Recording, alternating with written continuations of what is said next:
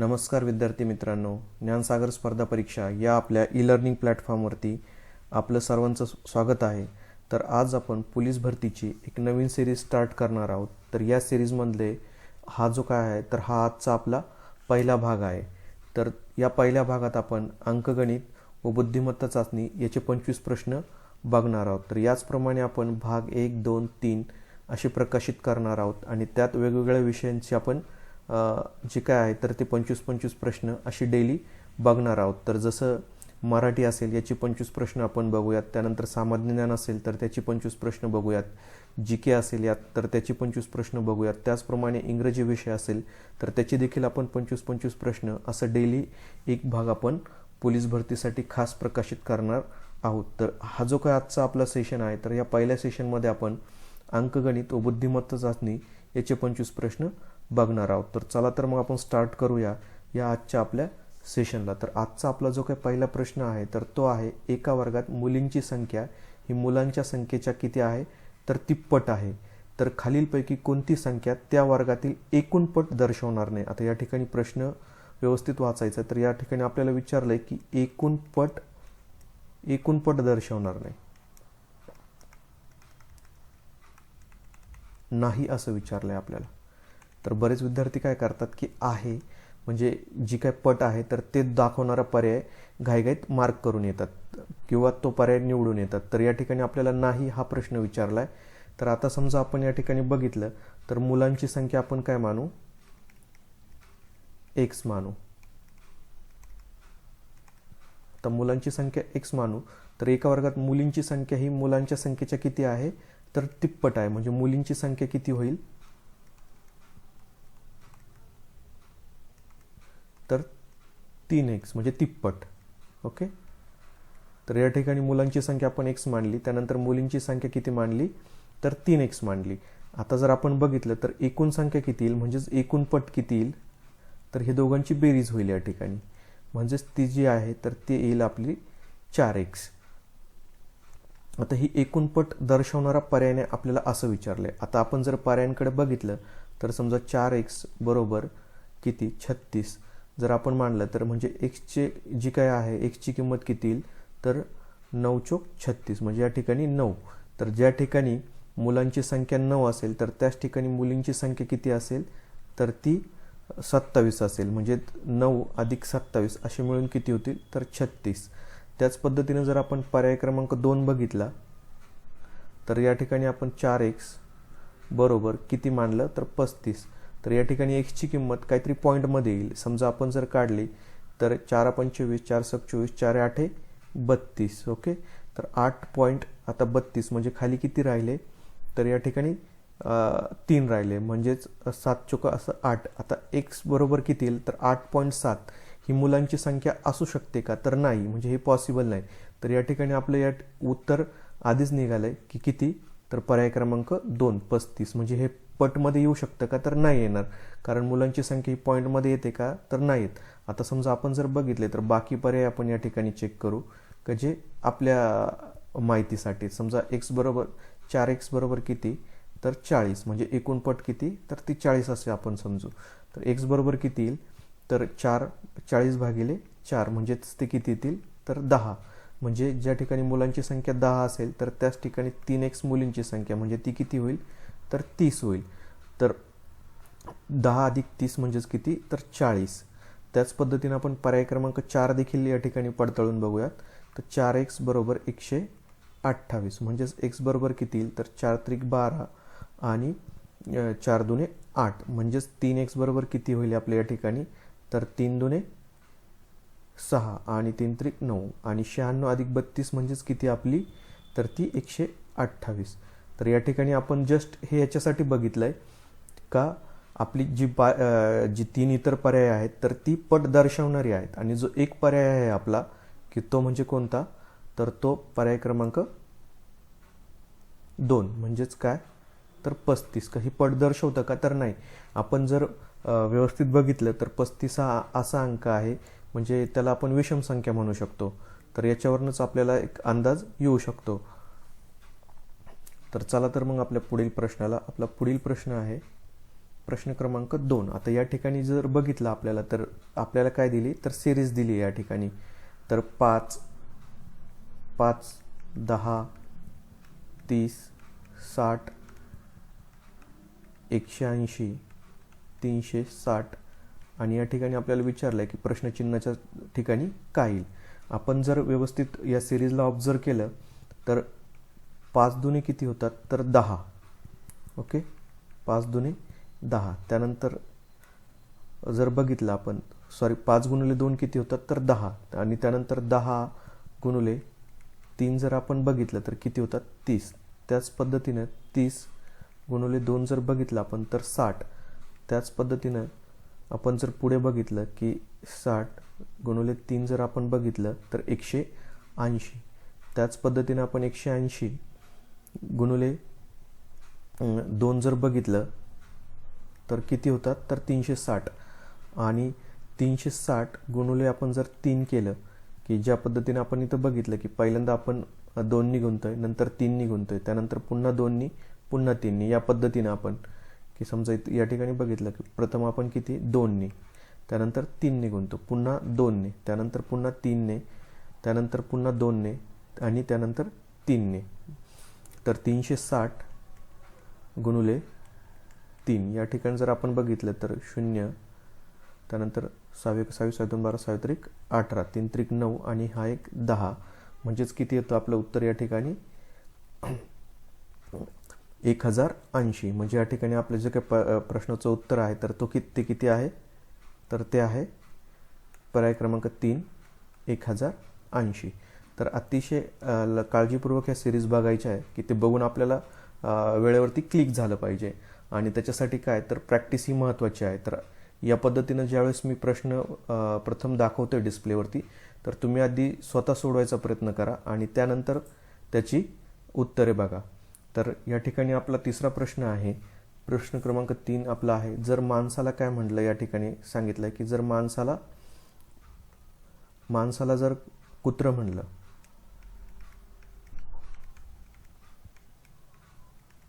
त्यानंतर कुत्र्याला जर मांजर म्हटलं त्यानंतर मांजराला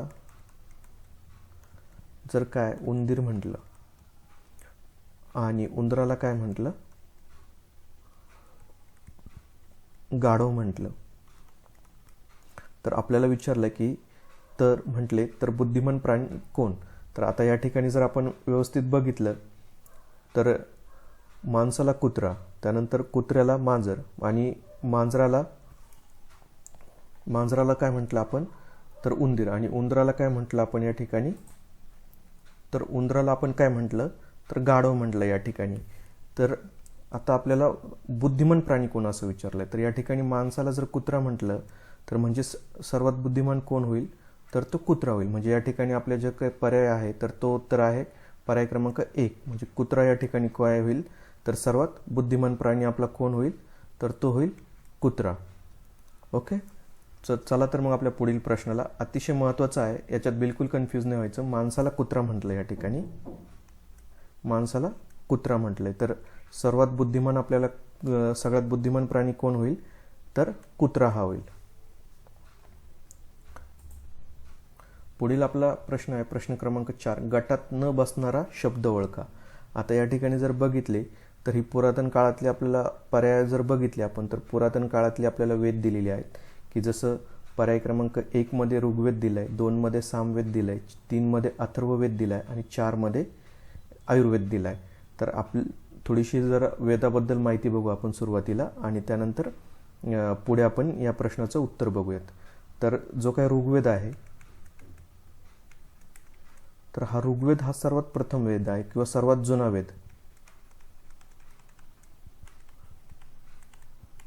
तर बऱ्याचदा प्रश्न देखील विचारला जातो की सर्वात जुना वेद कोणता आणि पर्यायामध्ये वेद दिलेले असतात तर तो काय येतो तर तो ऋग्वेद येतो. त्यानंतर जो काय येतो तर तो येतो यजुर्वेद.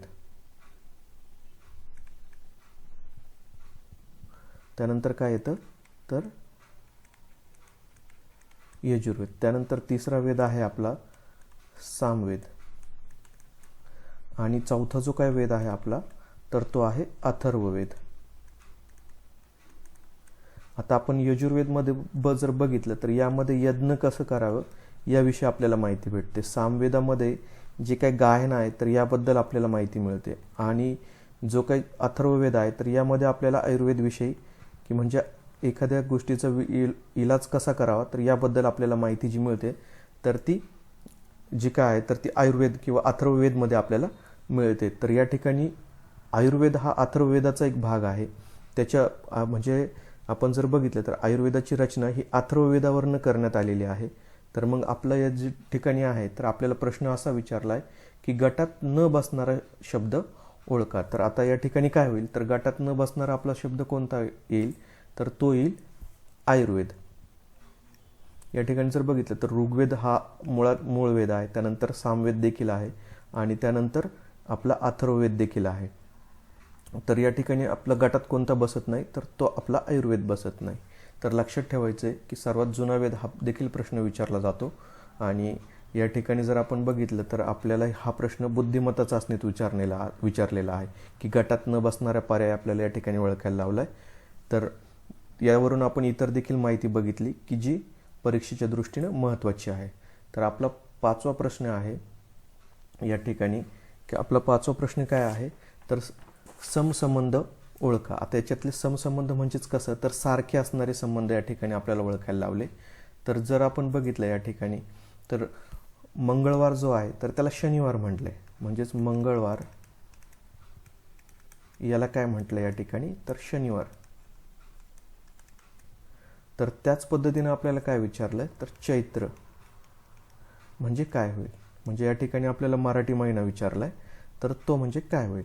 आता या ठिकाणी आपण प्रथम काय करूयात तर वार लिहूयात. वार, आता आपला पहिला वार म्हणजे कोणता तर रविवार, त्यानंतर सोमवार, त्यानंतर मंगळवार, त्यानंतर बुधवार, त्यानंतर काय गुरुवार, शुक्रवार आणि सर्वात शेवटी आपला शनिवार. त्याच पद्धतीने आपण जर बघितलं या ठिकाणी आता वार बघितले आपण, तर आता काय बघूयात आपण की मराठी महिने बघूयात. तर आता मराठी महिने हे लक्षात ठेवणं अतिशय महत्त्वाचं आहे. आता या ठिकाणी तुम्हाला असं वाटत असेल की प्रश्नासाठी जास्त वेळ जातोय, पण ज्यावेळेस तुम्ही स्वतःहून सॉल्व्ह करणार, प्रॅक्टिस करणार, तो हा जो काही वेळ आहे तर तो कमी होईल. आता मी हे तुमच्या एक्सप्लेनेशनसाठी किंवा तुम्हाला समजून सांगण्यासाठी मी एवढं जो आहे तर ते लिहितोय, नाहीतर परीक्षेत एवढं लिहायची गरज आहे का तर ती नाही. म्हणजेच आपल्या जो काही प्रश्नासाठी वेळ लागणार आहे तर तो अतिशय कमी लागेल. तर हे मी फक्त समजावण्यासाठी लिहितोय, त्याच्यामुळे आपल्याला हा जास्त वेळ लागतो.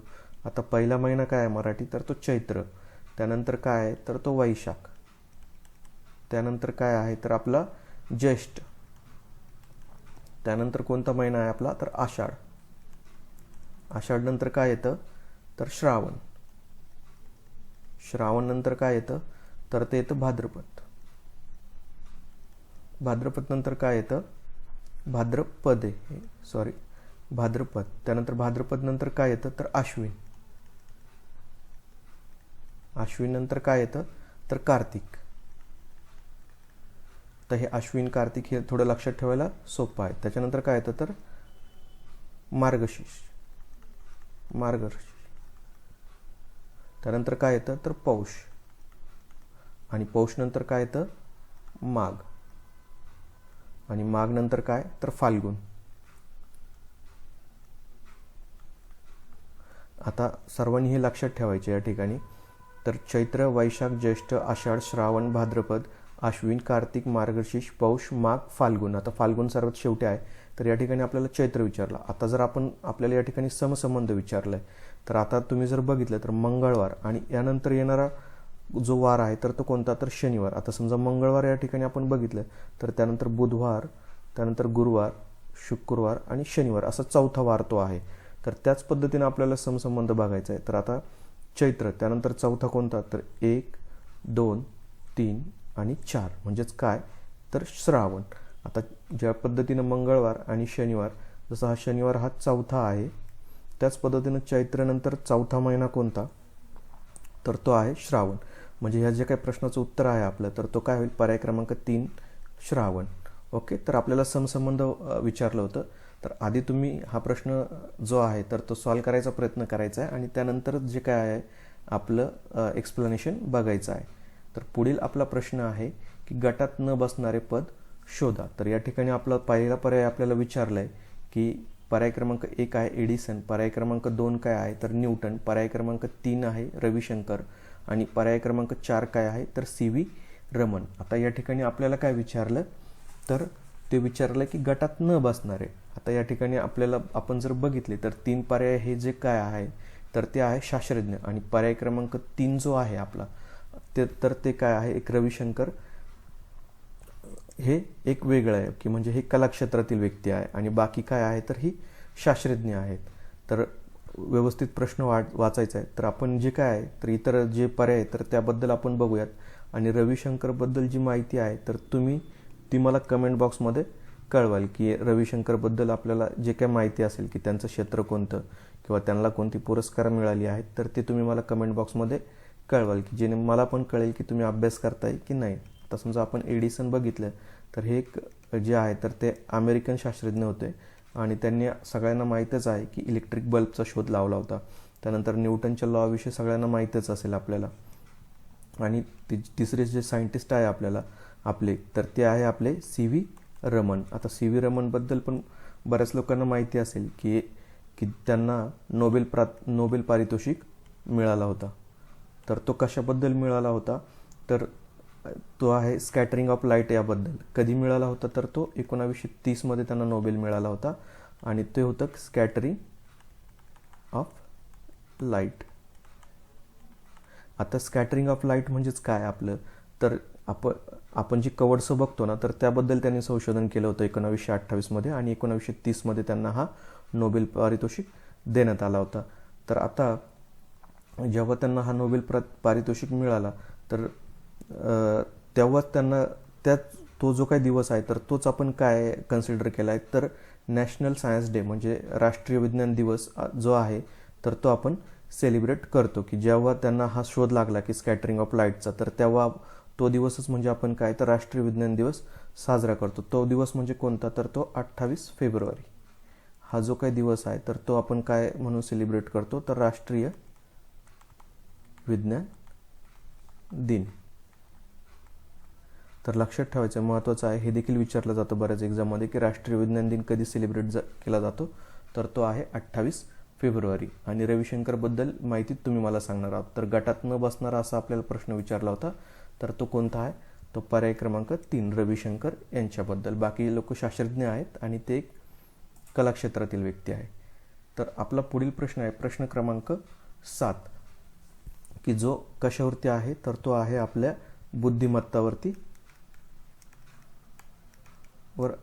बुद्धिमत्तावरती आधारित. तर आता या ठिकाणी काय विचारलंय तर या ठिकाणी आपल्याला विचारलंय की राहुल हा वर्गामध्ये गुणानुक्रमांकाने 9वा असून खालून 38व्या क्रमांकावर आहे तर त्या वर्गातील मुलांची संख्या किती. राहुल हा वर्गामध्ये गुणानुक्रमे किती आहे तर 9वा असून खालून 38व्या क्रमांकावर आहे तर त्या वर्गातील मुलांची संख्या किती. तर आता या ठिकाणी जर आपण बघितलं तर वर्गामध्ये राहुल हा गुणानुक्रमे किती तर 9वा. आता समजा हा राहुल आहे तर तो 9वा आहे. राहुल या ठिकाणी समजा आहे तर तो कितवा आहे तर तो 9वा. आणि जर आपण समजा ही जर वरची बाजू मांडली आपण ही साईडची वरची म्हणजे असा तो 9वा आणि जर तो खालून जर आपण बघितलं तर तो किती क्रमांकावरती आहे तर तो 38व्या क्रमांकावरती आहे. तर आता या ठिकाणी आपण बघितलं तर 9वा आणि 38वा म्हणजे तो जो स्वतः आहे तर तो स्वतः 2 वेळेस इथं काउंट होतो. तर आपल्याला तो एकदाच ग्राह्य धरायचा आहे. म्हणजे आपण जर असं कन्सिडर केलं की तो खालून 38वा आणि हा वरून जर बघितला आपण तर तो 9वा म्हणजे त्याच्या अलीकडे किती लोक आहे किंवा त्याच्या पुढे किती जण आहे तर 8 आणि तो स्वतः 9वा. आणि जर आपण बघितलं तर त्याच्या खालून किती लोक आहे तर तो धरून 38 म्हणजे त्याच्या खाली आहे 37 लोक आणि तो 38वा. म्हणजे हा 8 अधिक राहुल स्वतः एकटा आणि त्याच्या खाली असणारी 37 आणि त्याच्या पुढे असणारी ही आता हे पुढे असणारी त्यानंतर हा राहुल आणि त्याच्यानंतर असणारी ही 37 लोके म्हणजे नंतर. तर अशी जर आपण बेरीज केली तर ते किती येईल, 8 आणि 8 हे 16 आणि हा 4 म्हणजेच किती. तर या ठिकाणी आपल्या ह्या प्रश्नाचं उत्तर आहे ते म्हणजे पर्याय क्रमांक 2 46. ओके, अगदी व्यवस्थित वाचायचं आहे. तर या ठिकाणी वाचन आपलं महत्त्वाचं आहे. आपण जर व्यवस्थित वाचलं, प्रश्न व्यवस्थित समजून घेतला तर अतिशय सोपा आहे. त्याच्यासाठी आपल्याला काय तर प्रॅक्टिसची गरज आहे. तर मी तुम्हाला ऑलरेडी सांगितलं आहे की तुम्ही आधी तो सॉल्व करावा आणि त्यानंतर याचं सोल्युशन बघावं. तर पुढील आपला प्रश्न आहे प्रश्न क्रमांक 8. आता या ठिकाणी प्रश्न क्रमांक 8 जो आहे तर तो काय विचारला आपण या ठिकाणी बघूयात. तर परवाच्या दिवशी सोमवार होता, तर आत्ता परवाच्या दिवसानंतर येणाऱ्या दिवशी कोणता वार असेल. आता समजा आपण बघितलं तर परवाच्या दिवशी विचारले त्यांनी. समजा हा आज आहे, हा आज आहे, त्यानंतर आज समजा. तर परवाच्या दिवशी का, आता समजा आज कोणता तरी वार असेल तर परवाच्या दिवशी काय होता तर सोमवार, आणि परवाच्या दिवसानंतर येणाऱ्या दिवशी, आता परवाच्या दिवसानंतर कोणता दिवस होता तर रविवार, आणि त्याच्यानंतर येणारा दिवस कोणता तर तो शनिवार. अगदी सोपा प्रश्न आहे आणि या प्रश्नाचं उत्तर आहे ते म्हणजे पर्याय क्रमांक 3. या ठिकाणी आपलं उत्तर निघालंय. आणि समजा आज कोणता वार आहे तर असं जर आपल्याला विचारलं असतं तर तो सोमवार, मंगळवार म्हणजे बुधवार आलं असतं आपलं उत्तर. ओके, तर या ठिकाणी आपल्याला प्रश्न काय विचारला आहे की परवाच्या दिवशी सोमवार होता म्हणजे हा वार परवाच्या दिवशी असणार होता, तर परवाच्या दिवसानंतर येणार आहे. आता परवाच्या दिवसानंतर समजा परवाच्या दिवसानंतर रविवार आणि त्यानंतर येणारा वार कोणता तर तो शनिवार, म्हणजेच आपलं उत्तर काय आलं पर्याय क्रमांक 3. अगदी सिंपल प्रश्न आहे, फक्त व्यवस्थित वाचन गरजेचं आहे. पुढील आपल्याला आहे तर संबंध ओळखा. आता या ठिकाणी आपला प्रश्न क्रमांक 9 आहे. तर संबंध ओळखामध्ये काय काय विचारलं आहे आपल्याला तर काय संबंध ओळखा. मुस्लिम काय आहे, मुस्लिम लोकांचं प्रार्थनास्थळ या ठिकाणी विचारलं आहे आपल्याला. तर मुस्लिम म्हणजेच काय काय दिलं आहे प्रार्थनास्थळ तर ते मस्जिद दिलं आहे, मस्जिद. तर या ठिकाणी आपल्याला शीख लोकांचं विचारलं आहे, शीख धर्मीयांचं या ठिकाणी विचारलं आहे. तर शीख धर्मीयांचं काय होईल तर ते होईल गुरुद्वारा. तर या ठिकाणी पर्याय क्रमांक 1 काय आहे तर सुवर्ण मंदिर. त्या ठिकाणी 2 आहे देऊळ, 3 आहे अग्निहोत्र आणि 4 आहे गुरुद्वारा. तर आता काय होतं बऱ्याचदा एक्झाममध्ये का मुलं चुकून जे आहे तर ते सुवर्ण मंदिर घाई गडबडीत करून येतात, पण हे जे ठिकाणी आहे तर ते काय आहे चूक. तर त्याने आपलं पर्याय काय आहे तर पर्याय क्रमांक 4 गुरुद्वारा. तर व्यवस्थित जे आहे तर ती पर्याय देखील जे आहे पर्याय जी काय असतील तर ती व्यवस्थित रीड करायची, वाचायची आणि त्याच नंतर गोळा मारायचा एक्झाममध्ये. अन्यथा काय होतं की घाईगडबडीत आपण काय करतो तर सुवर्ण मंदिर हे सुवर्ण मंदिर स्वतः एक गुरुद्वारा आहेत. ओके, तर आपण सुवर्ण मंदिर करून येतो. चला तर मग पुढील प्रश्नाला. तर पुढील प्रश्न आहे आपला तो देखील संबंधावरतीच आहे. तर डॉक्टरांचा संबंध रोग्यांशी ज्याप्रमाणे आहे तसाच संबंध वकिलाचा कोणाशी येतो. म्हणजे डॉक्टरचा संबंध कशात या ठिकाणी काय दिला आहे तर डॉक्टरचा संबंध रोग्यांशी ज्याप्रमाणे आहे तसाच संबंध वकिलाचा कोणाशी येतो. समजा आपण बघितलं तर डॉक्टरांचा काय डॉक्टरांचा रोग्यांशी आहे,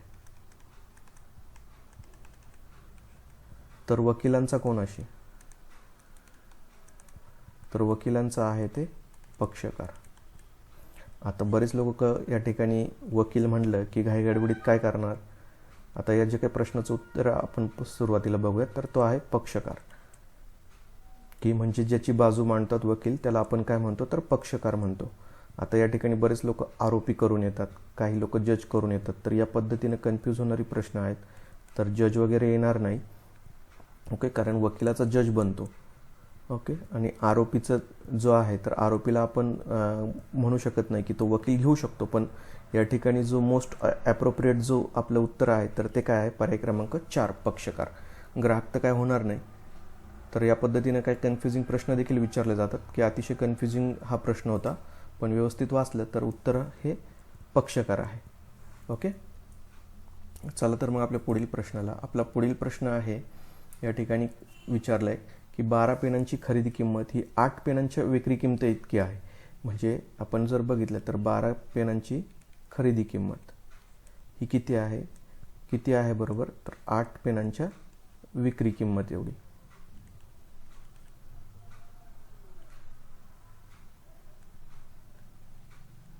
तर या ठिकाणी आपण व्यवस्थित सॉल्व करायचं आहे.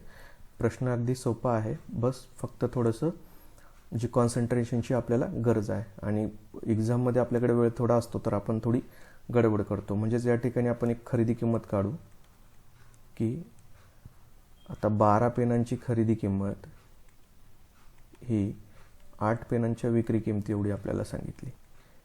तर म्हणजेच खरेदी किंमत किती होईल एका पेनाची, तर 8/12 ती काय होईल आपली खरेदी किंमत बरोबर विक्री किंमत. तर आता काय विचारलं आहे, तर आपल्याला या ठिकाणी शेकडा नफा किती हा विचारला आहे. तर आता आपण जर बघितलं तर शेकडा नफा, कोणताही नफा किंवा तोटा हा जो आहे आपण तर तो खरेदी किमतीवरती काढत असतो. तर जो काय आपलं या ठिकाणी सूत्र आहे, तर सूत्र काय आहे, तर शेकडा नफा बरोबर काय, तर विक्री किंमत वजा खरेदी किंमत भागिले खरेदी किंमत गुणुले 100. आता हे जे काय सूत्र आहे तर हे सूत्र अतिशय महत्त्वाचं आहे, प्रत्येकाने लक्षात ठेवायचं हे सूत्र. तर या ठिकाणी आपण जर बघितलं तर खरेदी किंमत आपल्याला निघाली एका पेनाची, तर ती किती आहे, तर आपण समजा असं मानूया की एका पेनाची खरेदी किंमत जी आहे तर ती किती आहे, तर 1 रुपये. तर आता विक्री किंमत किती होईल त्याची, तर ती होईल 0.66. आता ती कशी, तर या ठिकाणी आपण बघू शकतात की विक्री किंमत त्याची 1 रुपये होईल. या ठिकाणी थोडं सांगताना माझं चुकलं आहे किंवा एक्सप्लेन करताना थोडंसं गडबड झाली.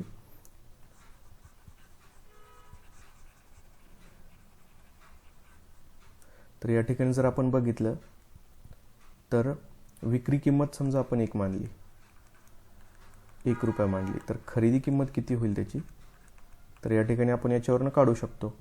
तर किती 0.66. म्हणजे ती कशी आली, 8/12 म्हणजेच किती, तर 4 दुने 8, 4 त्रिक 12, 0 दिला आपण, 3 एक भाग जाणार नाही म्हणून 0 घेतला, तर 6 त्रिक 18, पुन्हा 2 शिल्लक राहिले, 6 त्रिक 18. याप्रमाणे आपली जी खरेदी किंमत आहे तर ती किती येते, तर ती 0.66 येते. तर आता आपण जी आहे तर विक्री किंमत किती मांडली होती, तर ती 1 मांडली होती. त्यानंतर खरेदी किंमत किती, तर 0.66 भागिले 0.66 गुणुले 100. तर किती होईल, तर 1 वजा 0.66 म्हणजेच ती किती झाली आपली, तर ती 0.33 आणि भागिले 0.66 गुणुले 100. आता हे जे काय आहे तर ते 0 या ठिकाणी कॅन्सल होतील, म्हणजेच किती उरेल, तर 33/66 गुणिले 100. जी आपली पॉईंट आहे तर ती कॅन्सल होतील, म्हणजेच किती, 33 एक 33, 33 दुने 66, म्हणजेच 100/2 म्हणजेच किती, तर 50. तर या जे काही प्रश्नाचं उत्तर आहे आपलं तर ते म्हणजे किती, तर पर्याय क्रमांक 2 म्हणजेच 50. ओके, थोडंसं कॅल्क्युलेशन तुम्हाला टफ वाटेल पण अतिशय सोपं आहे. आणि जो काही आपण शेकडा नफा किंवा शेकडा जो तोटा आहे तर तो नेहमी आपण कसं काढतो, तर तो खरेदी किमतीवरती काढत असतो. तर हे देखील लक्षात ठेवायचं, शेकडा नफा किंवा तोटा यालाच देखील आपण सेम फॉर्म्युला वापरतो. तोटा जर असेल तर पण त्यामध्ये काय करतो आपण, खरेदी किंमत आधी लिहितो आणि नंतर विक्री किंमत लिहितो. तर बिलकुल गडबड करायची नाही. असे प्रश्न देखील एक्झाममध्ये विचारले जातात, पण अगदी आपण जर व्यवस्थित सॉल्व केलं तर सोपी आहे अगदी. तर चला तर मग आपल्या पुढील प्रश्नाला, जो काय आपला पुढील प्रश्न आहे तो म्हणजे काय, तर या ठिकाणी आपल्याला काय विचारलं आहे, तर जर टॅपचा संकेत SZO म्हणजे TAPचा जर संकेत काय विचारला आहे त्यांनी, TAPचा जर संकेत काय आहे, तर SZO, तर फ्री ZE म्हणजे FREEZE याचा संकेत काय असेल. तर आता सगळ्यांना एक विनंती करतो मी की जेव्हा तुम्ही एक्झामला जाल तर प्रथम काय करायचं की ABCD लिहून ठेवायची तुम्ही जेव्हा जाल. आणि ती कशी लिहायची मी दाखवतोय आता या डिस्प्लेवरती.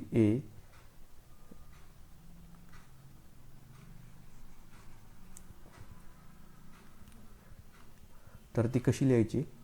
ए B C D E F G H I J K L M N O P Q R S T U V W X Y आणि झेड.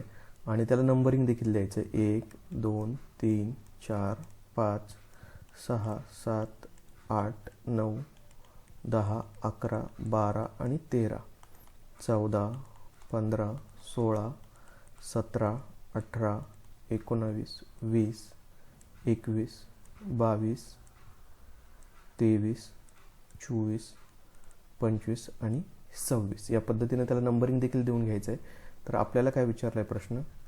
टॅप म्हणजेच काय? तर एस झेड ओ. आता याचा जो संबंध आहे तर आधी तो शोधायचा आहे. तर आता टी कुठे आहे? तर टी आपण बघितलं तर या ठिकाणी टीलाच त्यांनी काय सांगितलं आहे? तर यस सांगितलं आहे. त्यानंतर पुढील जो आहे आपला एलाच काय सांगितलं आहे त्यांनी? तर झेड सांगितलं आहे. आपण या ठिकाणी बघू शकता टीला यस, एला झेड आणि पीला काय सांगितलं आहे त्यांनी? तर पीला ओ सांगितलं आहे. तर त्याच म्हणजे आपण जर बघितलं तर एक एक वजा केलं आहे त्यांनी. समजा एमधून एक वजा केला तर झेड होईल. त्यानंतर जो पीतून एक वजा केला तर ओ होईल. तर त्याच पद्धतीने आता आपण बघायचं आहे की F R double E Z ईसाठी काय होईल. तर आता या ठिकाणी एफ आहे आपला. तर एफमधून एक वजा केला म्हणजे काय येईल आपला? तर ई येईल. Okay, E. त्यानंतर जर बघितलं आपण पुढे काय आहे तर आर. आता आरमधून एक वजा केला आपण तर काय होईल? क्यू. त्यानंतर ईमधून एक वजा केला तर काय होईल आपलं? डी. या ठिकाणी बघितलं आपण समजा ईमधून काय केला? एक वजा केला म्हणजे काय येईल? डी. म्हणजे ई क्यू डी डी. आता या ठिकाणी आपण पर्याय चेक करू. ई क्यू डी आहे या ठिकाणी. तर तो पर्याय क्रमांक 1 होईल का? तर नाही. त्यानंतर काय होईल? ई एस डी आणि एफ आहे. तर हा होईल का? तर नाही. त्यानंतर पर्याय क्रमांक 3 होईल का? तर जी क्यू. तर हा तर पॉसिबलच नाही. त्यानंतर पर्याय क्रमांक 4 काय होईल? तर E Q D D Y. तर हा जो आहे तर तो आपला पर्याय क्रमांक 4 या ठिकाणी आपलं उत्तर होईल. तर पुढील आपला प्रश्न आहे 5 3 6 2 7 आणि प्रश्नचिन्ह दिलं आहे. तर प्रश्नचिन्हाच्या जागी काय येईल? म्हणजे हा जो प्रश्न आहे आपला तर तो शृंखलेवरती आधारित आहे. शृंखला म्हणजेच काय? तर आपल्या सिरीजवरती तो आधारित आहे. तर या ठिकाणी आपण बघूयात की ही सिरीज कोणत्या प्रकारची आहे. तर प्रथम आपल्याला काय दिलं? तर 5, त्यानंतर 3 6 2 7 आणि 1 आणि त्यानंतर आपल्याला प्रश्नचिन्ह दिलं आहे. म्हणजे प्रश्नचिन्हाच्या जागी काय येईल? तर या ठिकाणी जर आपण बघितलं तर शृंखला थोडीशी अभ्यासली तर यावरनं आपल्याला लक्षात येईल की प्रश्नचिन्हाच्या जागी काय येईल. आता आपण जर बघितलं तर 5 ही जी काय आहे 5च्या नंतर काय आहे? तर एक संख्या सोडून हा 6 आहे. त्यानंतर 6 नंतर एक संख्या सोडून काय आहे? तर 7 आहे. आणि 7 नंतर एक संख्या सोडून काय येईल? तर डेफिनेटली ती जी आहे तर ते काय असेल? 8. म्हणजे ह्या ज्या काही प्रश्नाचं उत्तर आहे आपलं ते म्हणजे काय? तर पर्याय क्रमांक 1 8 या प्रश्नाचं आपलं उत्तर आहे. आणि जर आपल्याला याच्याही पुढे आणखीन एक प्रश्नचिन्ह जर देऊन विचारलं असतं तर आपण जर नोटीस केलं तर या ठिकाणी 3च्या नंतर काय आहे? तर 2 आणि 2च्या नंतर 1 आणि 1च्या नंतर काय आलं असतं? तर ते 0 आलं असतं. आता व्यवस्थित आपण बघायचं आहे प्रश्न की समजा जर आपल्याला असाही प्रश्न विचारला जाऊ शकतो या ठिकाणी की 5 3 6 2 7 1 8 आणि या ठिकाणी प्रश्नचिन्ह दिला जाऊ शकतो. तर या ठिकाणी काय येईल आपलं उत्तर? तर ते येईल 0. तर त्यावेळेस आपलं प्रश्नाचं जे काही उत्तर झालं असतं तर ते काय झालं असतं की पर्याय क्रमांक 4 आपलं उत्तर झालं असतं पर्याय. ओके, तर या पद्धतीने देखील प्रश्न बनवू शकतात. तर अशा पद्धतीने ज्यावेळेस आपण सिरीज सोडवतो तर त्यावेळेस आपल्याला चटकन लक्षात आलं पाहिजे की ती कोणत्या प्रकारची आहे किंवा काय. तर त्यासाठी आपल्याला समसंख्या, त्यानंतर विषम संख्या हे सर्व माहिती असणं आपल्याला गरजेचं आहे. चला तर मग आपल्या पुढील प्रश्नाला. पुढील आपला प्रश्न आहे 300 रुपये. पुढील आपला जो काही प्रश्न आहे 300 रुपयांच्या वस्तूची किंमत 360 झाली तर तिच्या मूळ किमतीत किती शेकडा वाढ झाली. आता जर तिचं बघितलं आपण तर तिची मूळ किंमत किती होती, तर ती होती 300 रुपये. ही काय होती आपली मूळ किंमत.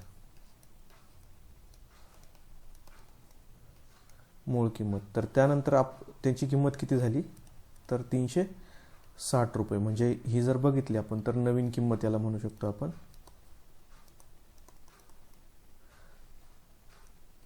तर या ठिकाणी जर आपण बघितलं तर त्याच्यात काय विचारलंय आपल्याला की शेकडा किती वाढ.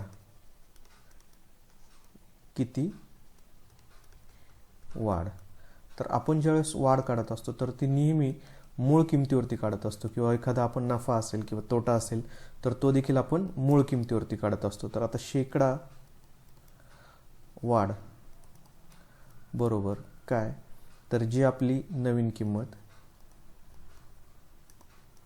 वजा मूळ किंमत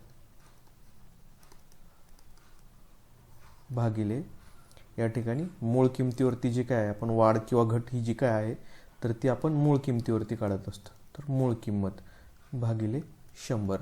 आता या ठिकाणी जर आपण बघितलं की हे जे काही सूत्र आहे तर हे नफ्या तोटाचं जे सूत्र आहे तेच हे सूत्र आहे.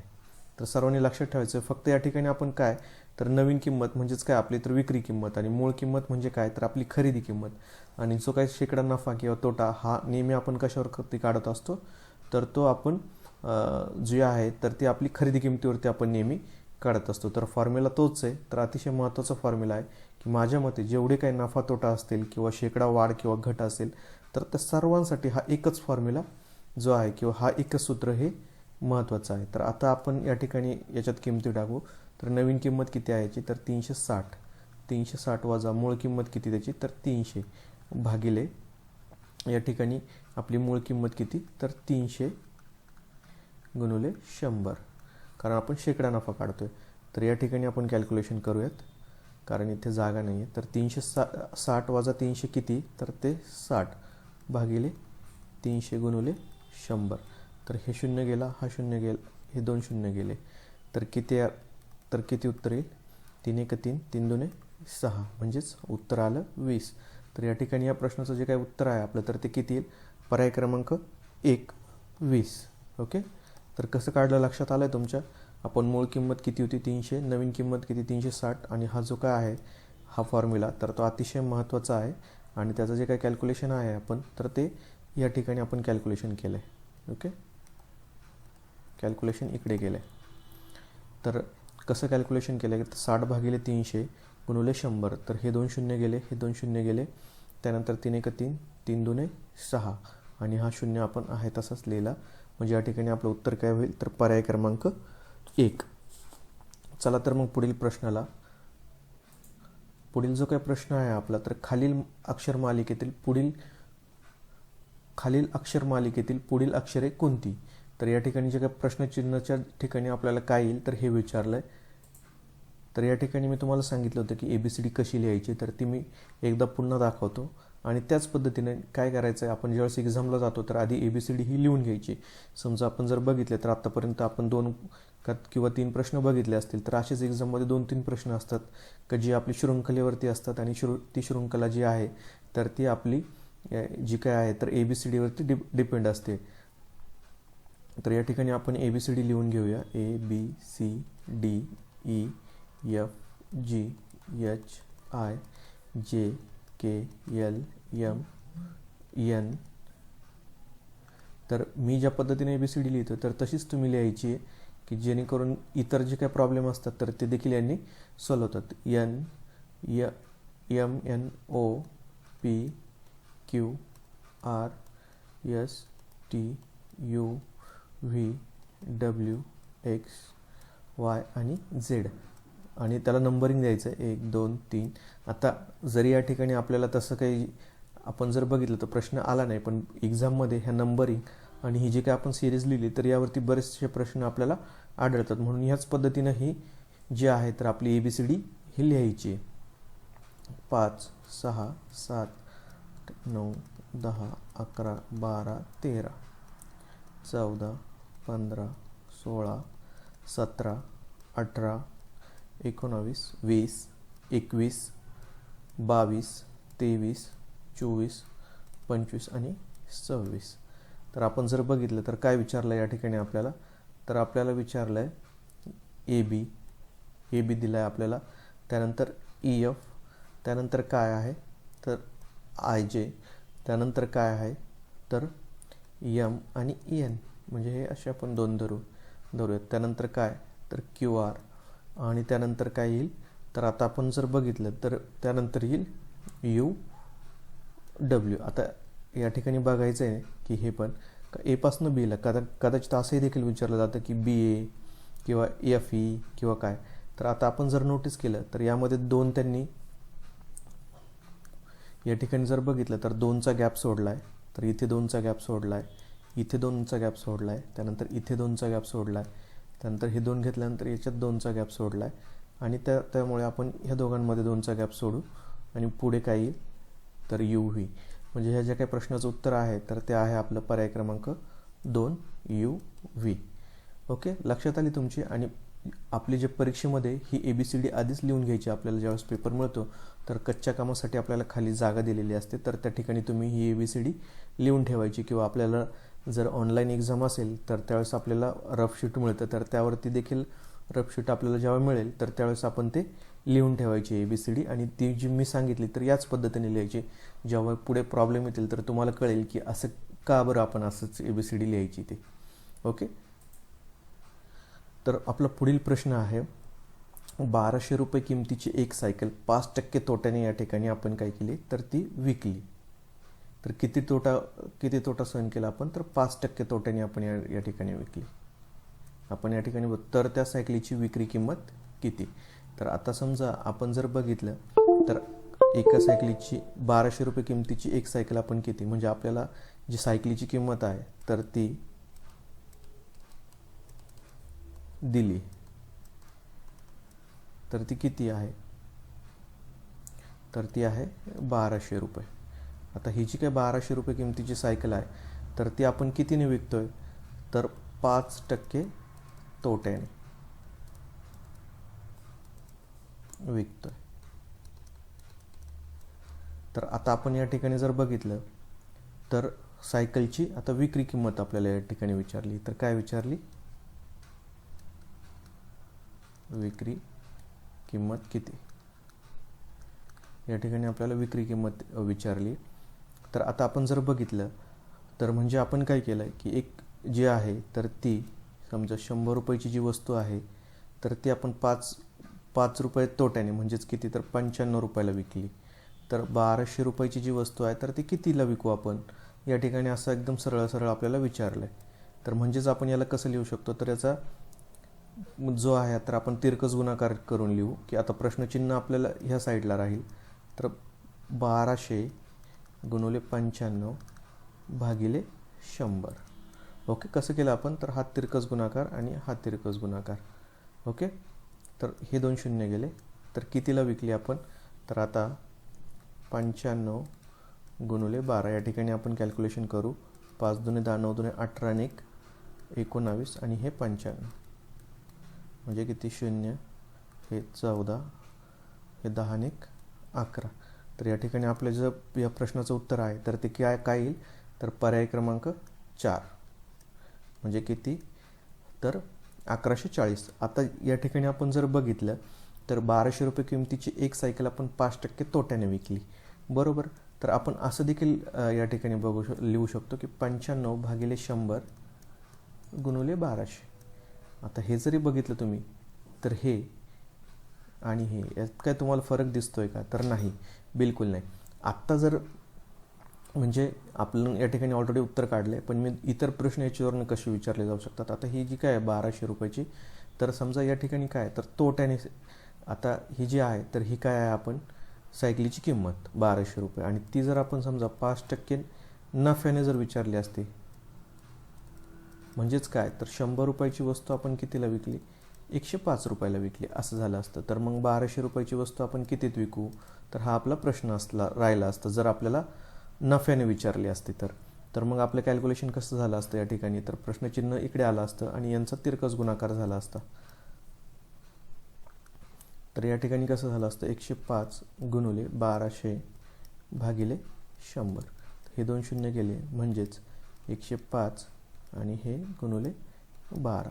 तर 12 पंचे या ठिकाणी आपण सरळ कॅल्क्युलेशन करू. 5 दुने 10, हा 1 आला आणि हा 2 आणि हे 5 0 1 0 5 आणि 1 6 2 म्हणजेच ती कितीला झाली असते आपली 1260ला. जर काय विचारलं असतं आपल्याला नफ्याने जर विचारलं असतं तर. ओके, तर अशा पद्धतीने आपण दोन्ही शक्यता बघितल्या की म्हणजे या ठिकाणी आपण जर बघितलं तर 2 प्रश्न आपण कव्हर केलीत. एक जो आपण आपल्या जे काय आहे तर मनाने बनवला तो आणि हा जो काही दिला होता तो. तर लक्षात आलंच असेल प्रत्येकाच्या. चला तर मग पुढील प्रश्नाला. आता या ठिकाणी पुन्हा आपल्या इंग्रजी वर्णमालेवरती प्रश्न आहे. इंग्रजी वर्णमालेत एफ आणि व्ही पासून समान अंतरावर असलेले अक्षर कोणते. आता मी पूर्ण काढणार नाही, जेवढं गरजेचं आहे आपल्याला तेवढीच ABCD आपण या ठिकाणी घेऊ किंवा वर्णमाला इंग्रजीची तेवढीच घेऊ. A B C D E F G H I J K L M N O P Q R S T U V W. आता या ठिकाणी आपलं जे बघितलं तर आपल्याला कुठून विचारलं आहे तर F पासून या ठिकाणी आपला F आहे आणि F पासून तर V. आता जर आपण बघितलं तर या ठिकाणी यांच्यामध्ये किती जे आहे वर्ण आहेत तर ते आपण या ठिकाणी मोजूयात.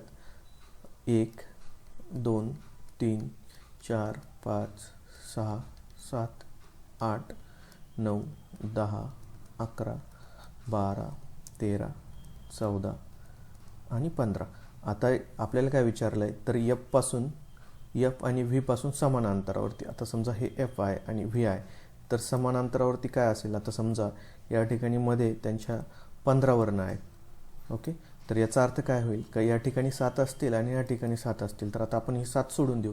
ओके, म्हणजे इथपर्यंत 7 आले आपले आणि हा जो आहे 8वा आणि या ठिकाणी आपण मोजले 1 2 3 4 5 6 7 म्हणजे जो 8वा वर्ण आहे या ठिकाणी आपण जर बघितला हा तर हा काय येईल तर F आणि V पासून कसा येईल तर तो अगदी समान अंतरावरती जो आहे आपला N. ओके, आलं लक्षात. सिम्पल आहे अगदी, म्हणजे त्यात काय असं विशेष असं काय विचारलं नाही त्यांनी की जसं आपल्याला सिरीजमध्ये कसं एखादं लॉजिक वगैरे असतं तर लॉजिक वगैरे काही नाही, आपल्याला ॲज ॲक्च्युअल डाटा त्यांनी विचारला आहे. ओके, तर सिरीज ज्यावेळेस सॉल्व करतो आपण तर अगदी याला काय आहे तर प्रॅक्टिस, फक्त प्रॅक्टिस. तुम्ही जेवढी प्रॅक्टिस कराल तेवढे तुम्ही सिरीजमध्ये तरबेज व्हाल आणि तेवढा तुमचा टाईम परीक्षेत वाचेल की जो काही प्रश्न आहे तर तुम्हाला आलेला क्लिक होईल आणि तुम्ही तो लवकरात लवकर सॉल्व करू शकतात. चला तर मग आपल्या पुढील प्रश्नाला. पुढील प्रश्न आहे आपला Meeta is a mother meets me many times. या वाक्यातील पहिले 5 शब्दकोशाप्रमाणे मांडल्यास मध्यभागी कोणता शब्द येईल. आता शब्दकोशाप्रमाणे म्हणजेच कसं तर या ठिकाणी आपल्याला विचारलं शब्दकोशाप्रमाणे. तर आपली जी डिक्शनरी असते तर आपली डिक्शनरी ही यालाच आपण काय म्हणतो तर शब्दकोश म्हणतो. आणि ही जे काय असतं आपलं शब्दकोश तर ते शब्दकोशात कसं असतं की आपला A B. आता एने जे काय सुरू होणारे जेवढे काही शब्द असतील तर ते एच्या अंतर्गत येतात. त्यानंतर बीने समजा सुरू होणारे जे काही शब्द असतील तर ते बी हे जे काय आहे बी अल्फाबेटच्या किंवा बी वर्णाच्या अंतर्गत ते येत असतात. आता जर आपण बघितलं तर याला या ठिकाणी काय कसं विचारलं आहे आपल्याला की Meeta is a mother meets me many times. आता आपण जर बघितलं तर ABCD नुसार जर गेलो आपण ABCD तर या ठिकाणी आपलं प्रथम काय येईल तर ते येईल इज. कारण आपण आय हा अल्फाबेटमध्ये जो आहे तर M किंवा इतर जे काय आहे आपलं T याच्या आधी आहे आपला आय. त्यानंतर जर बघितलं आपण तर या ठिकाणी मीट्स मदर, त्यानंतर काय आहे आपलं इथं मीता आहे आणि त्यानंतर मीट्स आहे. त्यानंतर काय आहे तर मी आहे आणि त्यानंतर काय आहे मेनी आहे. ओके, त्यानंतर काय आहे तर टाईम आहे. आता जर तुम्ही बघितलं तर जो काही शब्द जो काही दुसरा वर्ण आहे तर तो यम आहे, आणि यम जर बघितला आपण तर बऱ्याच याच्यात तो काय आहे तर तो कॉमन आहे. तर या ठिकाणी आपण जर बघितलं तर इथं कॉमन आहे, इथं तो कॉमन आहे, त्यानंतर इथे कॉमन आहे, इथे कॉमन आहे, इथे कॉमन आहे, आणि इथे देखील कॉमन आहे. तर मग प्रथम कोणता घ्यायचा, तर त्यानंतर ज्यावेळेस आपण यम जर असं कॉमन असेल बऱ्याच याच्यात तर त्याच्यानंतरचा जो काही वर्ण आहे तर तो आपण या ठिकाणी विचारात घेत असतो. आता यमच्या नंतर काय आहे तर ए, म्हणजे या ठिकाणी हा जो काय आहे तर तो आपल्या शब्दकोशात प्रथम येईल. तर मेनी. ओके. तर आता मग पुढे काय आहे तर पुढे मग पुन्हा जे काही शिल्लक राहिलेले यम असतील किंवा जे काही सारखे असतील शिल्लक राहिलेले, त्याच्यानंतर जो काही पहिला असेल आपल्या ABCD प्रमाणे किंवा वर्णमालेप्रमाणे तर तो काय येईल, तर तो आता आपण जर बघितलं तर ABCDमध्ये मग ई प्रथम येतो. जसं ए आला, एच्या नंतर काय येईल तर ई येईल. मग या ठिकाणी आपलं काय होईल तर आता जसं पहिलं काय आलं इज आलं, दुसरं काय आलं मेनी आलं, तिसरं काय येईल मग आपलं मीट्स. त्यानंतर त्याच पद्धतीनं मीठा येईल. या ठिकाणी आपण जर बघितलं हा मीठा हा, ठीक आहे. तर त्यानंतर काय येईल आपला, तर त्यानंतर येईल, आता आपण जर बघितलं तर आता MSS. आता या ठिकाणी जर बघितलं आपण बरंच सिमिलर आहे, पण आपण या ठिकाणी जर ए जो आहे तर तो जो वर्णमालेत आहे तर तो प्रथम आहे. तर त्यामुळेच मीठा हे पहिलं येईल आणि मीट्स हे त्यानंतर येईल. ओके. आणि त्यानंतर काय येईल तर मदर, कारण ओ हा आपल्या जो काही वर्णमालेत आहे इंग्रजी वर्णमालेत तर तो नंतर आहे, ईच्या नंतर ओ आहे म्हणून आपण मदर घेतलं. आणि यमच्या नंतर काय आहे तर ते टी, म्हणजेच काय तर टाईम. ओके. तर तो 6वा येईल. तर आपल्याला काय विचारलं, आता प्रश्न व्यवस्थित वाचायचा. वाक्यातील पहिले 5 शब्द क्रमाने शब्दकोशाप्रमाणे मांडल्यास मध्यभागी कोणता, आता आपण या ठिकाणी जे आहे तर ते शब्दकोशाप्रमाणे मांडलंय. ओके. तर या ठिकाणी आपल्याला मध्यभागी कोणता येईल तर असं विचारलंय. तर पहिले 5 शब्द, आता पहिले 5 म्हणजे कोणते, तर हे इथपर्यंत आलं आपलं मदरपर्यंत, म्हणजे टाईमची आपल्याला गरज देखील नव्हती पण ते आपण लिहिलं. तर त्याच्यामध्ये काय येईल आपलं, तर त्यामध्ये येईल आपलं मीठा, म्हणजे 3 नंबरचं हे जे काय आहे हे येईल. आता आपला तो पर्याय कोणता आहे तर तो पर्याय आहे पर्याय क्रमांक 1, म्हणजे आपलं उत्तर होईल या ठिकाणी पर्याय क्रमांक 1 मीठा. ओके. कसं शोधलं ते कळलं तुम्हाला, नसेल कळलं तर मला विचारा तुम्ही, मला कमेंट बॉक्समध्ये तुम्ही हे विचारू शकतात. मी खास त्याच्यासाठी एक आणखीन लेक्चर घेईल की जे तुमचे डाऊट्स असतील ते क्लिअर करण्यासाठी. ओके. जे काय तुम्हाला डाऊट्स येतील ते तुम्ही विचारा मला. त्यानंतर आहे आपलं पुढे आपल्याला प्रश्न आहे तर तो आपल्या शृंखलेवरती आहे, सिरीजवरती या ठिकाणी आपल्याला प्रश्न आहे. तर आता आपली सिरीज काय आहे तर 7, 12, 19 प्रश्नचिन्ह दिलं आहे, त्यानंतर 39 दिलं आहे, आणि तर प्रश्नचिन्हाच्या जागी काय येईल असं आपल्याला या ठिकाणी विचारलं आहे. काय विचारलं तर प्रश्नचिन्हाच्या जागी काय येईल. तर काय आपली सिरीज या ठिकाणी लिहून घेऊ आपण आणि त्यानंतर सॉल्व करू. 7, 12, 19 आणि प्रश्नचिन्ह दिलं आहे, 19 प्रश्नचिन्ह दिला आणि 39. तर या ठिकाणी काय येईल तर आपण थोडीशी सिरीज जी आहे तर ती लक्षात घ्यायची. आता आपण जर बघितलं तर 7 नंतर काय तर 12. आता 7मध्ये किती मिळवले म्हणजे 12 येतात तर 5, आणि 5 हा कसा अंक आहे तर तो आहे विषम अंक, म्हणजे कसा की ज्याला 2ने भाग जात नाही असं. त्यानंतर काय तर 12त आपण किती मिळवले तर 7 देखील कसा आहे आपण तो विषम, आणि तो कसा आहे 5च्या नंतर क्रमाने येणारी विषम संख्या आहे ती. तर ओके, ही देखील विषम आहे. त्यानंतर तर 19मध्ये आपण किती मिळवले पाहिजे, मग 7 नंतर येणारी क्रमवारी विषम संख्या कोणती तर ती आहे 9. ओके. तर आता तर 9 मिळवले आपण, तर त्यामध्ये किती येईल तर 19 अधिक 9 म्हणजेच किती 9, 9, 18 आणि हे 2, म्हणजेच या ठिकाणी काय येईल आपलं उत्तर तर ते येईल या ठिकाणी येईल 28. आता जर आपण पुढे याचा पूर्ण पडताळा जर करायचं म्हणलं तर आता 28 म्हणजे या ठिकाणी किती मिळवायला पाहिजे आपण 11, म्हणजे 9 नंतर क्रमाने येणारी विषम संख्या कोणती तर ती आहे 11.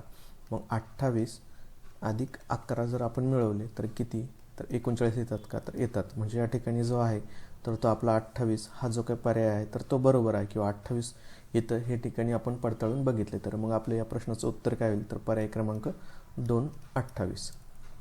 आलं लक्षात. सोपी आहे अगदी. तर त्याच्यासाठी फक्त एकच पर्याय आहे प्रॅक्टिस. आणि प्रॅक्टिस, आणि जर येत नसेल किंवा काय तर याप्रमाणे कॅल्क्युलेशन बघणे, की जेणेकरून नंतर आपल्या आयडिया ह्या डेव्हलप होत असतात. तर पुढील जो काही प्रश्न आहे आपला, तर तो आहे आपला पुढील प्रश्न आहे आपला. आता या ठिकाणी आपण सिरीज बघितली आणि सिरीज नंतर आपण या ठिकाणी बघतोय पुढील प्रश्न. एका बुद्धिबळ खेळाच्या सामन्यामध्ये सहा खेळाडू प्रत्येक खेळाडू बरोबर एकदाच खेळणार आहेत. तर आता आपण जर बघितलं तर असे 6 खेळाडू त्यांनी दिले, 1 2 3 4 5 आणि 6. तर आता हा जो आहे तर तो याच्याशी एकदा खेळेल, याच्याशी एकदा खेळेल, त्यानंतर याच्याशी एकदा खेळेल. तर आता आपण बघितलं तर एका बुद्धिबळ खेळाच्या सामन्यामध्ये 6 खेळाडू प्रत्येक खेळाडू बरोबर एकदाच खेळणार आहेत. तर त्या सामन्यात किती खेळ होतील. तर आता हे जे काय आहे तर याच्यासाठी आपलं एक सिंपल सूत्र आहे. तर n वजा 1 भागिले 2. तर किती सामने खेळतील या ठिकाणी आपल्याला कळतील. तर आता n म्हणजे काय, तर खेळाडूंची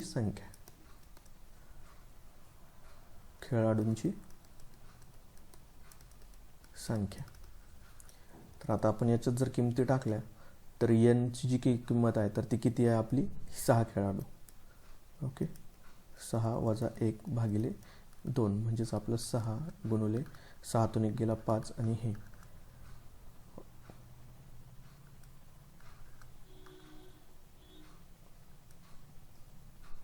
तर किती येतील, 2 1 2 2 त्रिक 6 आणि हे 5 त्रिक 15. म्हणजे जे काही प्रश्नाचं उत्तर आहे ते आपलं, तर ते काय आहे, पर्याय क्रमांक 2. ओके, तर हा जो काही फॉर्म्युला आहे तर किती सामने खेळतील, तर हा फॉर्म्युला लक्षात ठेवायचा आहे प्रत्येकाने. तर यावरती बरेच प्रश्न देखील विचारले जातात. तर पुढील आपला प्रश्न आहे रीनाचे वय. या ठिकाणी जो काय आपला पुढील प्रश्न आहे तर काय आहे, तर रीनाचे वय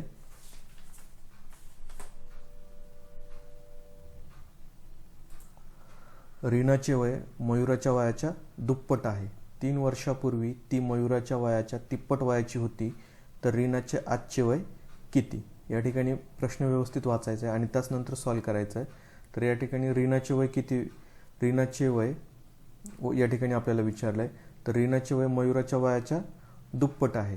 तर आता या ठिकाणी आपण मयुराचे जे काही वय आहे, या ठिकाणी आपण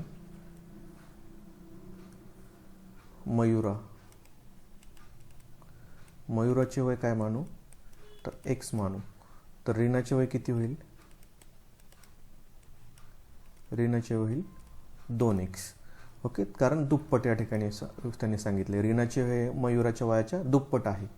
ओके, म्हणजे ते 2x होईल.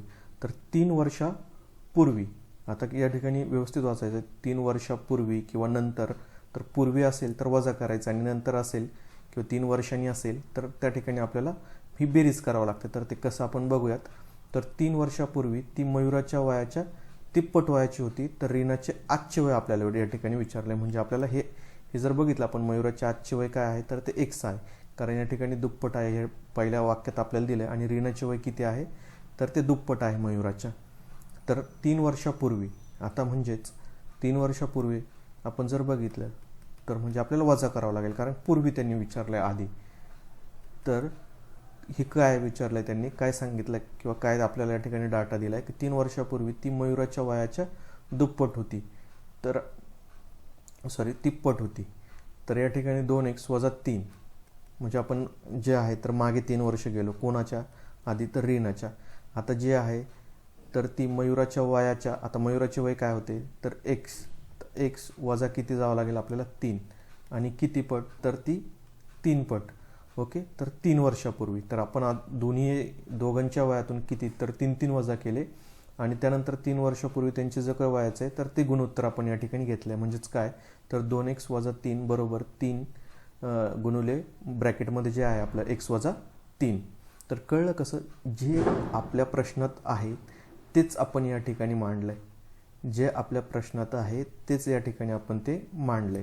तर या ठिकाणी आपल्याला रीनाचे आजचे वय विचारले. तर आता या ठिकाणी जर आपण हे सॉल्व केलं तर 2x वजा 3 आणि या ठिकाणी 3ने आपण हा जो काही कंस आहे तर यातल्या आतल्या संख्यांना भागू, म्हणजे 3x वजा 9 म्हणजेच किती, तर 2x.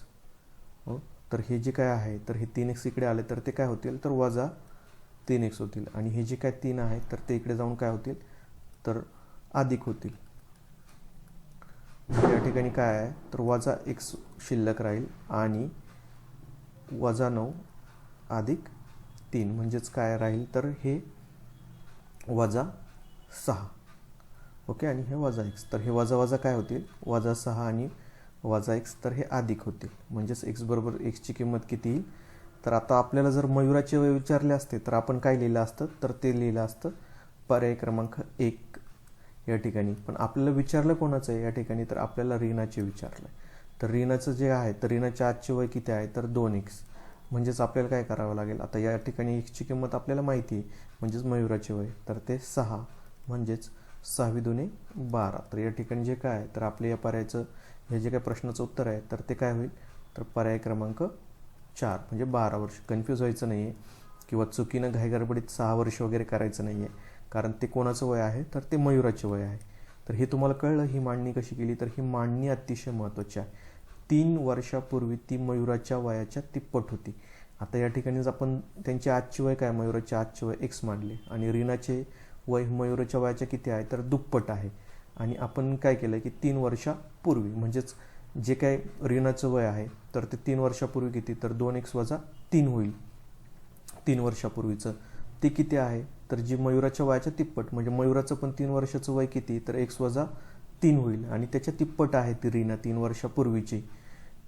तर हे आपण या ठिकाणी मांडलं आहे. आणि त्यानंतर मग आपण ही स्टेप घेतली, त्यांचं जो आहे तर ते पुढे सॉल्व करून 2x वजा 3 बरोबर हे जे काय आहे तर आतमध्ये आपण गुणले 3x वजा 9. ओके, मग त्यानंतर ही स्टेप, त्यानंतर पुढे आपण सॉल्व करत गेलो किंवा सोडवत गेलो तर काय येईल आपलं उत्तर, तर x बरोबर 6 आलं. 6 ते कोणाचं आलं, 6 वय, तर ते मयुराचं आजचं वय आलं. तर आपल्याला विचारलं आहे कोणाचं, रीनाचं. तर आपण xची किंमत टाकली आणि या ठिकाणी आपण रीनाचं वय हे शोधलं. समजलंच असेल तुम्हाला, नसेल समजलं तर कमेंट बॉक्समध्ये मला कळवा की जेणेकरून मी आणखी तुम्हाला हे एक्सप्लेन करेन. आता या ठिकाणी आपला पुढचा प्रश्न काय आहे, तर तो आता आपण जर बघितलं तर पुढचा प्रश्न काय आहे, तर वृक्षांच्या एका ओळीमध्ये एका झाडाचा क्रमांक दोन्ही बाजूकडून किंवा दोन्ही टोकाकडून 5 आहे, तर त्या रांगेत किती वृक्ष आहे. आता इकडे बघा की आपण जर बघितलं तर समजा हे ते वृक्ष आहे. ओके, एका वृक्षांच्या ओळीमध्ये वृक्षाच्या एका ओळीमध्ये एका झाडाचा क्रमांक. आता समजा इकडनं काही झाड आहे आणि इकडनं काही झाड आहे, तर दोन्ही बाजूकडून किंवा टोकांकडून तो 5वा आहे, म्हणजे तो कितवा आहे, तर हा 5वा. म्हणजेच इकडनं 4 झाडं आहेत. ओके, आणि इकडनं 4 झाडे आहेत, म्हणजे ओके, तर त्या रांगेत किती वृक्ष आहेत किंवा किती झाडे आहेत. आता आपण जर बघितलं तर हे 4 आणि हे 4. ओके, 4 अधिक 4 आणि तो स्वतः 5वा, म्हणजे किती, अधिक 1 म्हणजे किती, 4 आणि 4 8 आणि 1 हे 9. म्हणजे या ठिकाणी जे काय आहे तर आपल्या प्रश्नाचं उत्तर किती आहे, तर पर्याय क्रमांक 2 म्हणजे किती, तर 9 झाडे या ठिकाणी आपल्या ते काय आहे. तर त्या वृक्षांच्या ओळीमध्ये एकूण झाडे किती, तर ती 9. अगदी सोपा प्रश्न आहे तीच मांडणी या ठिकाणी करायची. चला तर मग आपल्या पुढील प्रश्नाला, आपला पुढील प्रश्न आहे, एका रांगेत अमृता समोरून 10वी आहे, तसेच मुकुंद हा पाठीमागून किती आहे, तर 25 आहे. या दोघांच्या अगदी मधोमध ममता आहे. रांगेत 50 व्यक्ती असतील तर समोरून ममताचा क्रमांक कितवा असेल. आता समोरून विचारल्या, कधी मागून पण विचारला जाऊ शकतो किंवा काय, तर अतिशय काळजीपूर्वक या ठिकाणी बघायचं आहे किंवा वाचायचं आहे. तर आता आपण या प्रश्न सॉल्व करूया. आता आपण जर बघितलं तर एक या दिशेने आपण विचार करूयात. तर आता अमृता,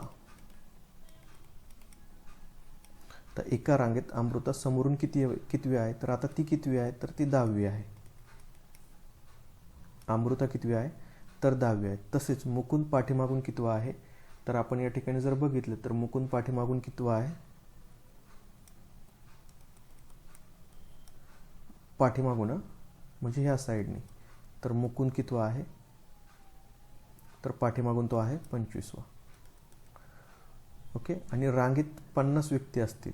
आता जे पूर्ण रांग आहे तर त्याच्यात किती व्यक्ती आहेत, तर 50 व्यक्ती. तर या दोघांच्या अगदी मधोमध कोण आहे, तर ती आहे ममता.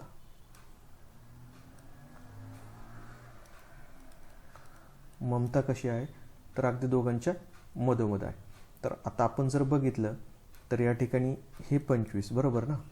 तर आता अमृता कितवी आहे समोरून जर आपण आलो, तर इकडनं जर आपण काउंट करत आलो तर अमृता ही 10वी आणि मुकुंद हा 25वा. म्हणजेच या ठिकाणी जर आपण बघितलं तर दोघांच्या मध्ये किती लोक आहेत, तर ती आहेत 15 लोक.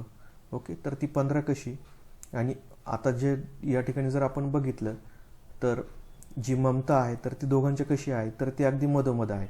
आता आपण जर बघितलं तर 10 25 वजा 10 म्हणजे किती, 5 आणि हा 1, म्हणजे हे दोघांमध्ये किती लोक आहेत, तर ती 15 लोक आहेत हे दोघं मिळून.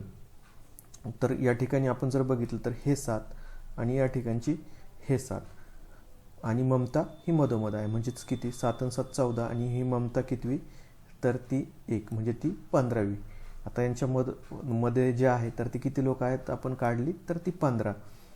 ओके. आणि आपल्याला विचारलं काय, तर रांगेत 50 व्यक्ती असतील तर समोरून ममताचा क्रमांक कितवा असेल. आता आपल्याला या ठिकाणी हे जे आहे तर हे किती झालं, तर इथपर्यंत आपण 10 जे आहे अमृता, त्याच्यानंतर किती व्यक्ती आहे, तर 7 आणि त्यानंतर ममता एक स्वतः, म्हणजे ही किती झाली, तर हे झाले 17. ओके. आणि ही जे काय आहे तर ती स्वतः एक 18वी. म्हणजेच किती, तर या प्रश्नाचं उत्तर आहे पर्याय क्रमांक 3 18वा. तर समोरून ममताचा क्रमांक आपल्याला विचारला. या ठिकाणी कळालं तुम्हाला कसं सॉल्व केलं हे, तर डेफिनेटली कळालंच असेल तुम्हाला हे. आता आपण पुन्हा वाटलंच या ठिकाणी एक्सप्लेनेशन याचं शॉर्टकटमध्ये अजून बघूयात, की आता या ठिकाणी काय आहे, अमृताचा जो समोरून क्रमांक आहे तर तो कितवी आहे ती, तर ती आहे 10वी. आणि या ठिकाणी मुकुंद पाठीमागून किती आहे, तर मुकुंद पाठीमागून आहे 25वा. ओके. आणि ममता त्यांच्या मधोमध सांगितली आपल्याला. ओके. अमृता आणि मुकुंदच्या मध्ये या ठिकाणी. आणि पूर्ण रांगेत किती लोक आहेत, तर पूर्ण रांगेत आहे आपल्या या ठिकाणी 50 लोक. ओके. तर या ठिकाणी आता 50 लोक आहेत. तर आता आपण जर बघितलं तर अमृता आणि मुकुंद यांच्यामध्ये जर आपण बघितलं तर किती या ठिकाणी लोक आहेत, तर ती आहेत 15. आता ती 15 आपण कशी काढली, तर मुकुंद पाठीमागून जो आहे तर तो आहे 25वा आणि अमृता या ठिकाणी आहे 10वी. तर आपली जी 50 लोक आहेत तर ही पूर्ण रांगेत 50 लोक आहे. आणि आपण जर बघितलं तर 10 अधिक हे जे काय आहे तर यांच्या पुढची 10 लोक आणि मुकुंदच्या पाठीमागची मुकुंद मिळून ही 25 लोक, म्हणजे किती झाली आपली, तर 35 लोक. तर 50मधून जर आपण 35 वजा केली तर किती राहतील शिल्लक, तर 15 लोक शिल्लक राहतील. तर या पद्धतीनं अमृता आणि मुकुंदमध्ये किती लोक असतील, तर ती असतील 15 लोक. ओके. कसं हे 15 आकडा आला हे कळलं, तर माझ्याकडनं चुकून ते सांगायचं राहिलं. तर मग ममता कशी आहे, तर अमृता आणि मुकुंदच्या ती बरोबर मध्ये आहे. तर म्हणजे तिच्या जी ममताच्या पुढे 7 असतील आणि मागे 7 असतील आणि ती एक स्वतः ती एक 15वी व्यक्ती असेल, म्हणजे 7 आणि 7 14 आणि 1 15. ओके. तर आता आपल्याला काय विचारलं, तर ममता ही समोरून कितवी असेल, तर आता आपण बघितलं की अमृता किती आली, तर 10वी. त्यानंतर किती आहे, तर 7, म्हणजे 10 आणि 7 17 आणि ती स्वतः एक 18वी. म्हणजे ती किती असेल रांगेत, तर ती आहे 18. तर तिचा क्रमांक किती असेल, तर 18. कळलं. तर हे 50 जे काय दिलं आहे तर याच्यावरून आपण किती काढू शकतो, तर शिल्लक राहिलेली लोक काढली आपण, का जी किती आहेत, तर ती 15 आहेत. ओके. तर या पद्धतीनं आपण हे सॉल्व केलं आहे. आलं लक्षात. थोडंसं किचकट प्रश्न आहे, पण थोडं व्यवस्थित लक्ष देऊन सॉल्व केलं तर कळेल. वाटल्यास मी पुन्हा एक्सप्लेन करेल याला. तुम्ही जर मला कमेंट बॉक्समध्ये कळवलं की पुन्हा सर समजून सांगा, तर मी डेफिनेटली तो समजून सांगेन. तर आपला पुढील जो काही प्रश्न आहे तर तो आहे, एका वर्गातील 5 झालेल्या विद्यार्थ्यांमध्ये मनीषा गुणानुक्रमे 16वी आहे आणि खालून 29वी आहे आली. तर 5 विद्यार्थ्यांनी परीक्षेत भाग घेतला नाही, 6 विद्यार्थी नापास झाले, तर वर्गामध्ये किती विद्यार्थी होते. तर या ठिकाणी आपण जर बघितलं तर एका वर्गातील 5 झालेल्या विद्यार्थ्यांमध्ये मनीषा अनुक्रमे 16वी आणि खालून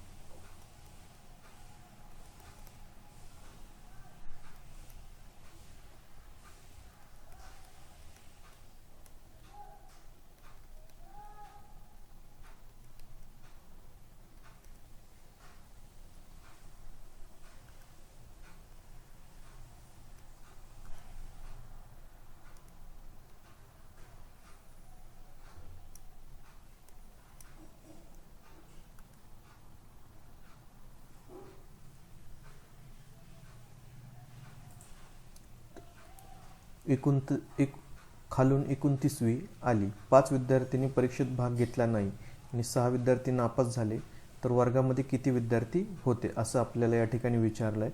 तर आता आपण जर बघितलं तर मनीषा